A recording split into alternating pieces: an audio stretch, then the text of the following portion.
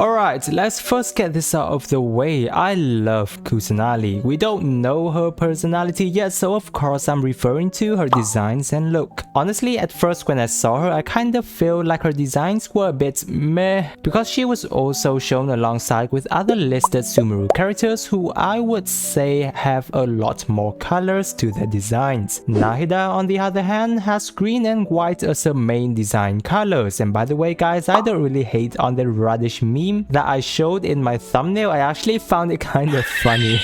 However, the more I look at her character model, the more I feel that her designs really fit her as a character, who is mostly likely going to be the god of wisdom and of course someone who values knowledge above everything else. Therefore, it would also mean that she doesn't really mind her looks that much. Of course, that's just my assumption, but at the end of the day, I like her designs, and moreover, she's just super duper adorable, just like Klee and the other childlike character we have in Genshin Impact, which of course there's absolutely no reason for anyone to not like this so cute of a character, right? Well, of course not, because there are always going to be someone out there who has the reason to dislike. Now, it's totally fine to dislike about something, however, usually it's best to keep it to yourself so it doesn't really affect other people around you, or if you want to voice it, you'd want to say it in a way that's not, you know, hurtful to anyone around you. If you've been following me for quite some time guys, I'm sure you kind of know that I don't usually cover too much content on the Genshin Impact community, because whatever it is, I usually would just say I stay on the positive sides of things and just let it slide past. However, for the past couple of days, the hates on Kusanali is just getting quite absurd. While most of the Genshin characters, whenever they are announced, get some kind of hates, however, in Kusanali's case, I felt that things in a certain group of people who dislike her just went way out of line that I have to make a video talking about this. Now, if you've been on Twitter, I'm sure you've come across quite a number of tweets voicing their hates on Kusanali, but here are a few ones that stood out to me the most. There's one from the user whom I'll blur out their names, and I'll blur out these people's names because it's not really necessary in knowing more about who they are. The most important thing is just about addressing this hate situation as a whole. So what they said was, content warning, Kusanali. Now look at me in the eyes and tell me anything about her design is appealing. Basic ass dress, chalk white hair that clashes horribly with her chalk white skin, and the shade of green they have chosen.